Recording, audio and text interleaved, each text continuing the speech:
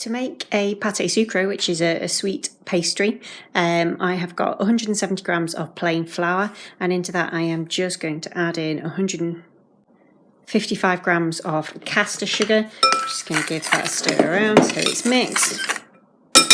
And then into that I am going to add 115 grams of butter. I have just cubed things just to make the process a little bit quicker. And then what you're going to do is you're going to rub your butter into your sugar and flour. But to start off with, I am just going to use a knife to cut it in to get it into smaller bits. This will help to keep it as cool as possible, especially on a warm day. And it means that you'll handle it less. Like I've said before, with different pastries, if you have got hot hands, the best thing to do is run your wrist underneath cold water, because that will cool down your hands and it will prevent the fat from melting quite as much.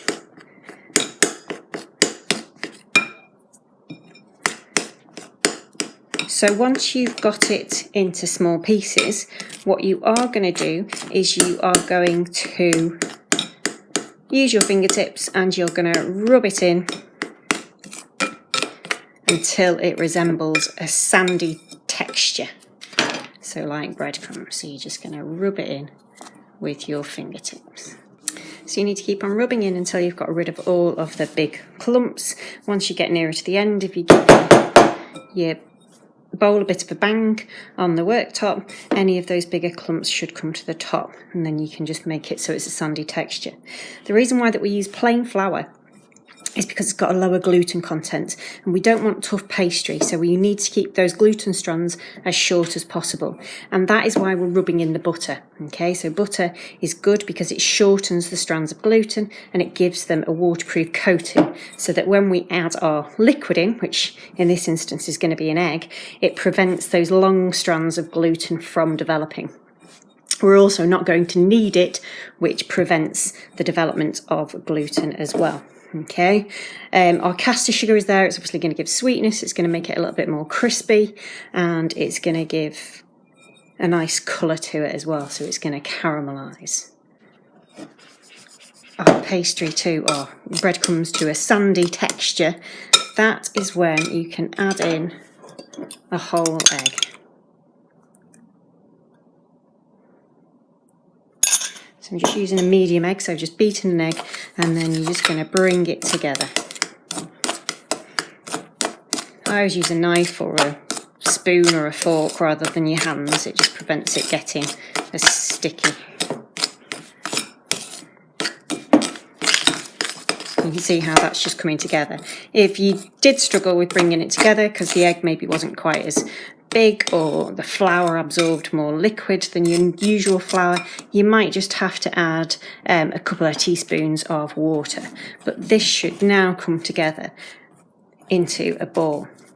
Be careful, pate sucre is quite difficult to do because it is a sweet pastry and it's sticky, so it isn't going to be particularly easy to work with. Okay, so just bringing it together a little bit, make sure it's all nice and come together, and then what I'm going to do is I'm going to get some cling film and roll it out within some cling film so it can then just cool and chill and rest in the fridge. So once your dough's come together into a ball, I've just sprinkled over a little bit of flour because it was a bit sticky. You're going to get a long piece of cling film that is long enough to fold into half, and you're going to put your dough onto one half of it and then cover it over with some cling film, trying to get it into the centre of that half. Because what you're going to do now is it needs to go in the fridge to rest, because we've just worked the gluten, so we need to allow it to rest and relax, otherwise it will shrink when we line our baking tin. So, and then you're just going to get your rolling pin and roll it out. Now I'm going to be lining a 7-inch flan tin, so I obviously need to make sure it's as big as that. but you're looking at about the right thickness, so you're trying to get it the thickness of a pound coin, because as it goes in the fridge to rest and chill for, let's say, 15-20 minutes, the butter is going to harden up again. So actually it does make it a bit harder to roll afterwards. The reason why that I'm putting it into cling film is to help roll it out. You saw how sticky the dough was when we made it, so actually it would be very sticky rolling it out with just your rolling pin. You'd probably be having to add quite a bit more flour to it. Okay, so trying to get it nice and flat and thin.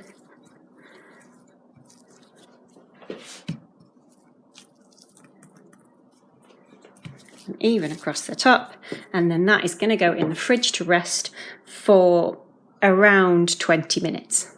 To line your flan tin, you need to remove your pastry from the fridge, and I'm just peeling away the top part of the cling film. So we rolled it out to the right thickness before we put it in the fridge to rest, and then I am just going to turn it over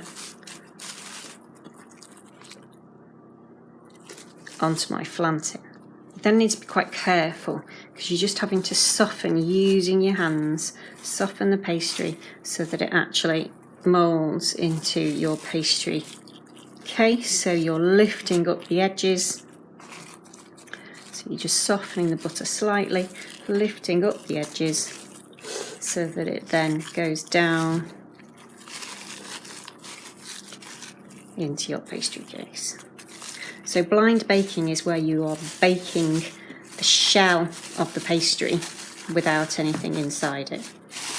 So we're just going to have our pastry case that is cooked before we add any of our filling to it. So you can see how that is going down and into the corners, and then what we're going to do is we'll pull off carefully the top piece of cling film, and then we can actually trim off any excess and fill in any cracks that have developed. Okay, so you can actually just kind of push it together so that it goes nicely into your tin. You don't need to grease the tin beforehand because it has got an awful lot of butter in it, so it shouldn't stick to your tin. And we're blind baking it so that we don't have a soggy bottom in our pastry case. So you can see that there are just a couple of cracks developing, but we've just got some spare pastry here that we can push down into those cracks.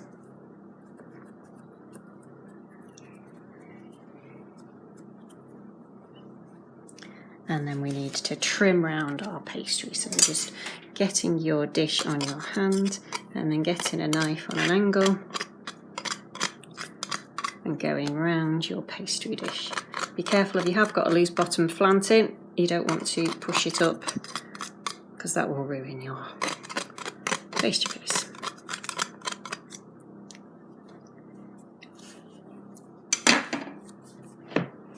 So you're then just going to go round and lift up, push in each of those bits, fill in any of the gaps so that you've got neat pastry.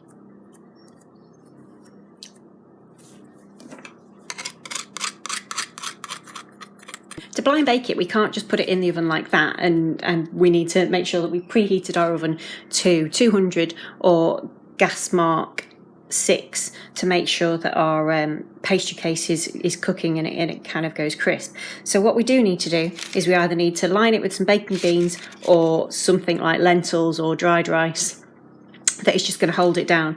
Otherwise you will find that the base actually raises in the middle and you won't end up with that nice shell. So we do need to line it with some greaseproof paper first. So you can see that that is bigger than my flan tin, and what I'm just going to do is I'm going to fold it in half and then in half again, and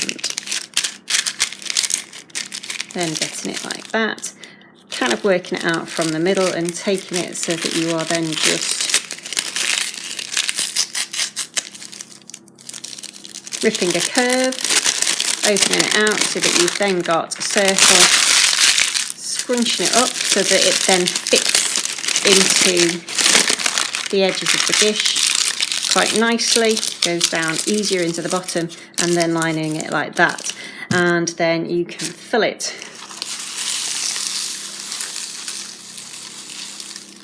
with some lentils that can be returned to your tub once you finish with them, and you can use them the next time you're blind baking. So that now needs to go into the oven for about 15 to 20 minutes until your pastry is cooked through. After 15 minutes, check your pastry case. So if you just lift those out, you can see that it's generally cooked. You've got some goldenness around the outside, but it maybe just needs a couple of minutes back into the oven just to finish cooking the base. Once your pastry case is cooked, you are going to turn down your oven to gas mark 3 or 170, because you will finish off your lemon meringue pie just to get it to get the meringue to go golden brown on the top in a low heat. So I'm just putting my lemon curd into my pastry case, so spreading it out. And then if you don't have any piping bags, you can dollop your meringue onto the top of your lemon curd. And then make it look pretty with a fork, or as I have, we've got our piping bag with our meringue in, and I'm just going to cut off the end. I'm not using a nozzle, I am just going to get it so that we have got plain nozzle, and you're squeezing it from the end. So I'm just going to go round, and I'm just going to squeeze and let go, squeeze and let go, squeeze, let go.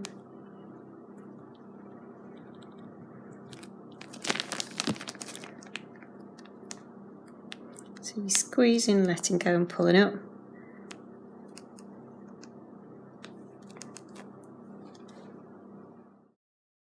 So once you've covered your lemon meringue pie with your meringue, you are just going to put it back into the oven on that lower heat until these peaks go a bit more golden. After about 5 to 10 minutes in the oven, your peaks should have gone golden because of the sugar caramelising, and you are ready to serve. If you've got a loose bottom tin, you should just be able to pop your tin onto something which is smaller than the base, and then that will drop down.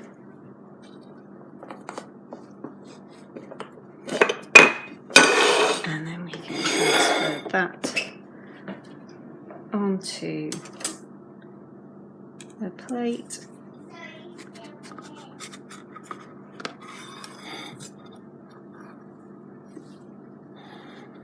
Ready for serving.